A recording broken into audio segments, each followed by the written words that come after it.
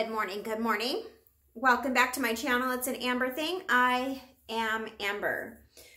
I wanted to hop on and I'm trying to get ready for my day, but I wanted to talk to you all because I was thinking about some things that I wanted to share.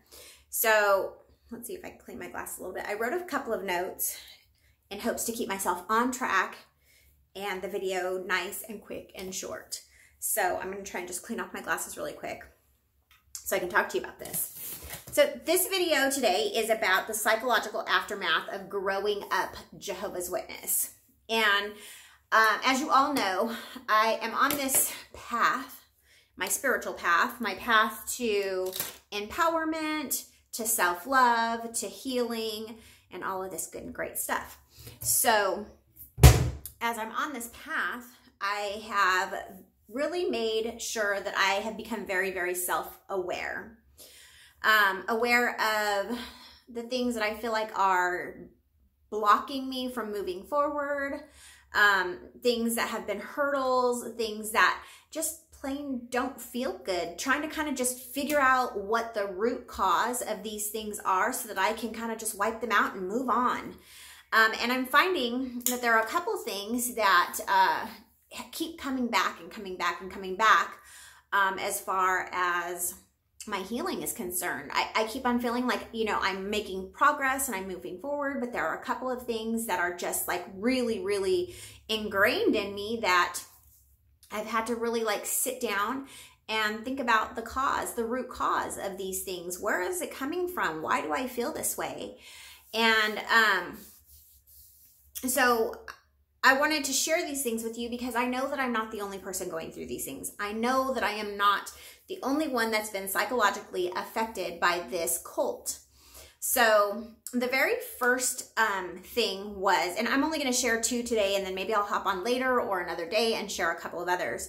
But these are the two that stand out in my mind and that I really want to be able to help other people know that you are not alone if you are experiencing these things.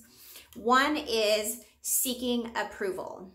Do you find yourself seeking approval on, you know, decisions that you're trying to make? Do you find that you need somebody's buy-in? Do you find that you need somebody to say, hey, that's going to be okay. You should do that. I do. And so I really sat down with myself and I thought about this quite a bit, and I was thinking to myself, like, why? Why, Amber? Why are you seeking so much approval? Why isn't that you can't just make a decision and move on?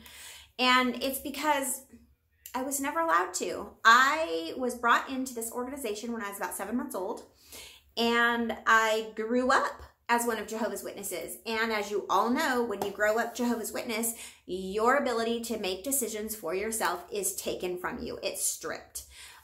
You are very much taught and brainwashed that it's not okay to make decisions on your own. We are pointed back again and again to that scripture that says, do not lean upon your own understanding.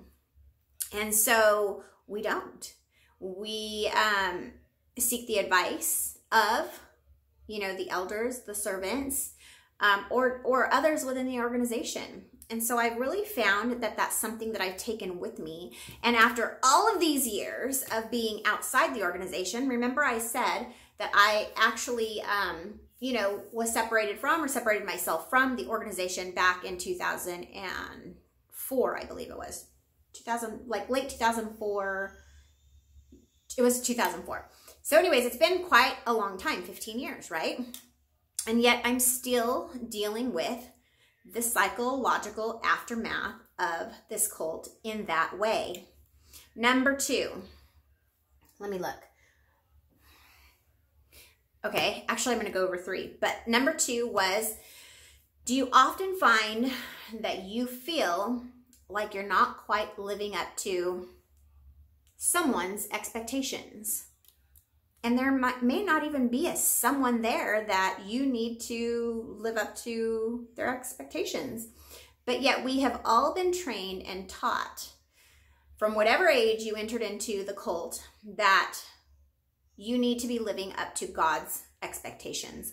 or the elders' expectations, or that governing body's expectations of you. So when you're moving through life, you're always kind of questioning yourself and asking yourself, like, the decision I just made, is that, am I living up to the expectations of God? Am I going to make it into that new system? And it can be very stifling. So if you're experiencing that, just know that that is one of the psychological aftermath of growing up Jehovah's Witness. Then number 3, and this is something that I've been, really struggling with, is that I find that after I had been in this enormous organization where we had conventions and we congregated on a regular basis, and we were all involved in doing this great preaching work, and there was a goal and there was a common thread with all of us, that we were all working together for the betterment of mankind. And so I have found that I do struggle with feeling very small and insignificant at this point. That there's no way in the world that I, just myself, all alone, can make a difference, which is a very wrong way to think. Do not allow yourself to be trapped in that way of thinking, because we are all very significant and we can make a difference, every single one of us, in our own individual ways. But just know that if you feel that way, that it is another one of the psychological, or I feel like I'm saying that so wrong, but it's the aftermath. It's the psychological aftermath of being within a cult where every decision, thought has been designed and used in order to keep you in the fold. So it is okay. You're going to be okay. We are all going to be okay. The very first step to being okay is recognizing that there is something going on. And there is a little bit of work probably that we need to do, within for ourselves. That's my video for today. Just know, once again, I'm going to repeat it. You are not alone if you are feeling these things. All of these things are a part of the psychological aftermath of being within the cult of Jehovah's Witnesses. And the things that were discussed were, number 1, seeking approval. Number 2, feeling like you're not living up to someone's expectations. And number 3, feeling small and insignificant outside of the organization. Remember, you are not.